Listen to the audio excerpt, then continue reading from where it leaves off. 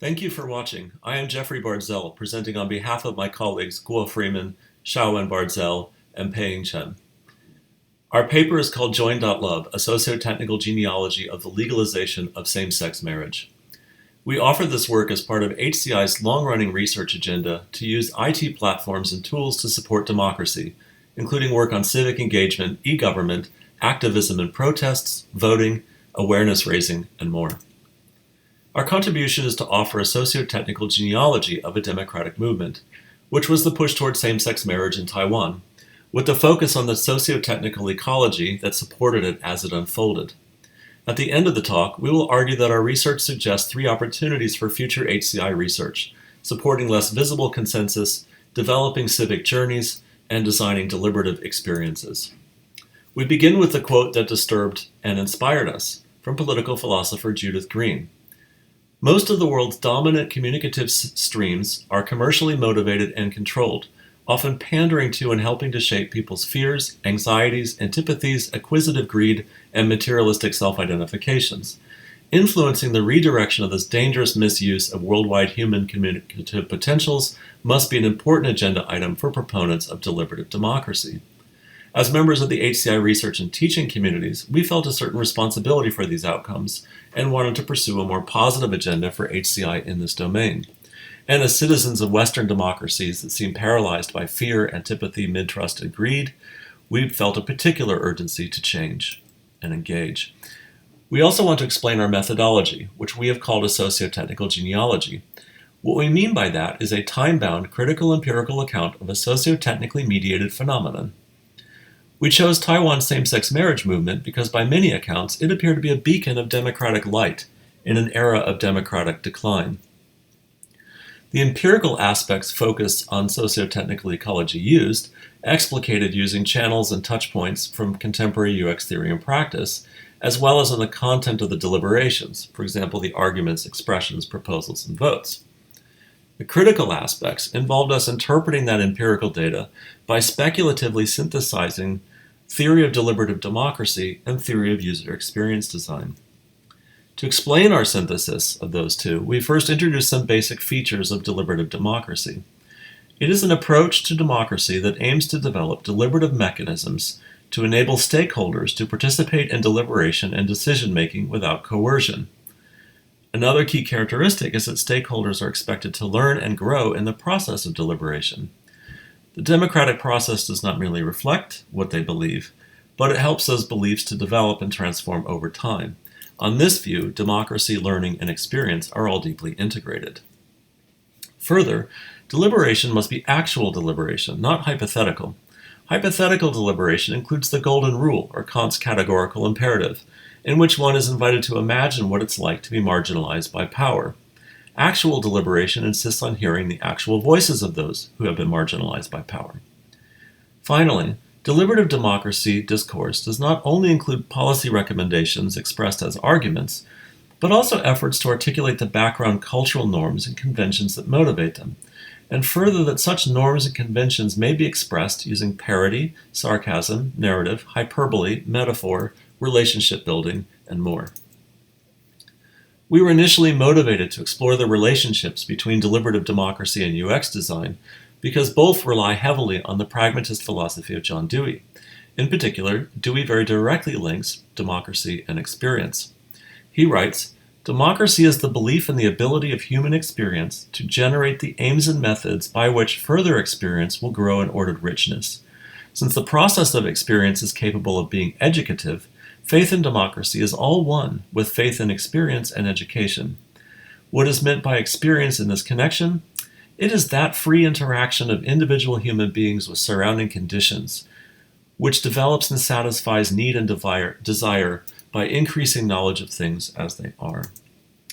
We were struck by phrases such as experience will grow in ordered richness, and faith in experience and education, and develops and satisfies need and desire, all of which expand democracy far beyond policy recommendations to focus on growth through experience, the growth of individuals, and indeed the growth of society and democracy itself.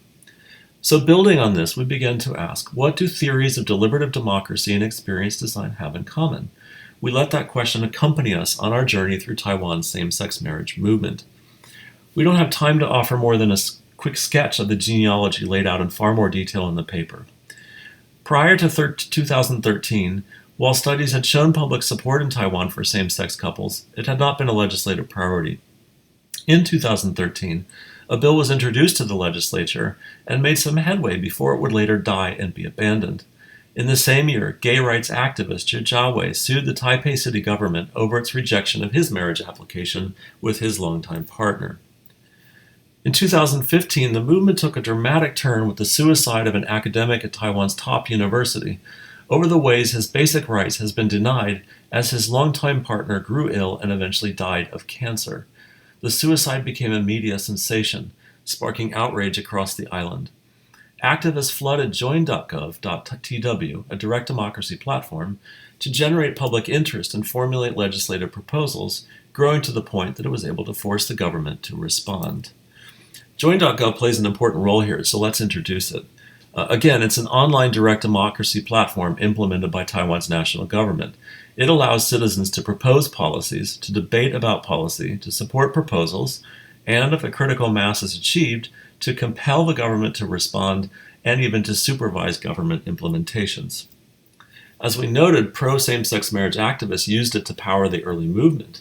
A counter-response came swiftly from anti-same-sex marriage activists. Now, there was little debate about whether same-sex couples deserved expanded rights. Most agreed that they did.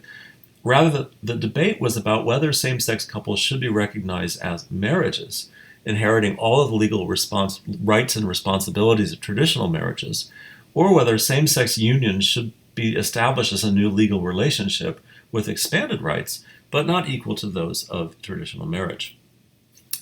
As the activists developed momentum in Join.gov, in 2017, the judge ruling in Zhao lawsuit against the Taipei city government ruled for the plaintiff, stating that the city government's refusal of his marriage application violated the equal rights provision spelled out in Taiwan's constitution. This was a major victory for pro-same-sex marriage activists. How to turn that ruling into law became the subject of a national referendum in 2018, where 5 proposals from Join.gov were put to a nationwide vote. 3 of the proposals were from anti-SSM activists, and 2 were from pro. In the run-up to the referendum, the debate exploded beyond Join.gov to a much wider sociotechnical ecology, as well as in-person protests and other gatherings, as this timeline from that era seeks to represent. It includes social media campaigns, paid advertising in mainstream media, mass protests, hearings, parades, and more. We can't do justice in this short talk, but the slide contains a collage to quickly sketch from YouTube videos of fathers to tweets to protests of Facebook groups to bespoke platforms such as the Taiwan Light Up Project, how that deliberation took many forms in those months. While there were many verbal arguments, it's important to note the use of cultural symbols, visual languages, and other forms of expression. Yet, in spite of the island-wide debate, there were also overt efforts to trust and respect the process. As one activist wrote before the referendum, as President Tsai said that no matter which side wins in this year's election and referendum, the whole process is an embodiment of democracy. We respect the choice that each and every Taiwanese has made. Let us work together. We saw many such sentiments. In late 2018, same-sex marriage activists experienced a setback when voters sided against them on all 5 proposals in the referendum.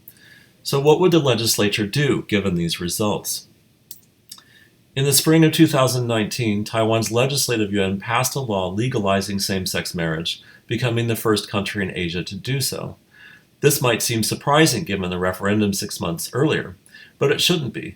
Support for same-sex marriage rights had been strong all along. The debate was more about how far they should be extended.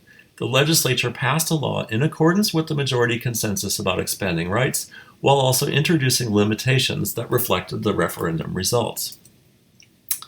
Now, returning to the research goals of this paper, we note that Taiwan's democratic digital ecology is structurally analogous to that of a large business.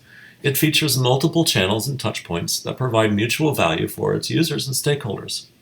It features its own channels, such as Join.gov, as well as public channels like Facebook and YouTube. all of which shape online and offline behavior. That was a point that Judith Green was making about how communicative channels were driven by business interests. But in this case, the communicative channels did not sow discord, but rather supported a democratic process and outcome. Value that citizens obtained included the chance to force the government to act and to shape the nature of that action. Value that the government obtained was the legitimacy of a democratic process and outcome graciously accepted by winners and losers alike. And now we return to our own proposals that emerged from this project. HCI can contribute to democracy by supporting less visible and/or intermediary consensus. It can help design and implement civic journeys by which individuals grow into democratic citizens. And it can design for deliberation as a form of experience design. We begin with consensus, and by recognizing the fact that considerable dissensus about same-sex marriage persisted throughout the process and even after its resolution in Taiwan. And we found virtually no evidence that anyone changed their mind as a result of engaging in sociotechnical systems mediating the movement. Even so, many smaller consensuses were achieved.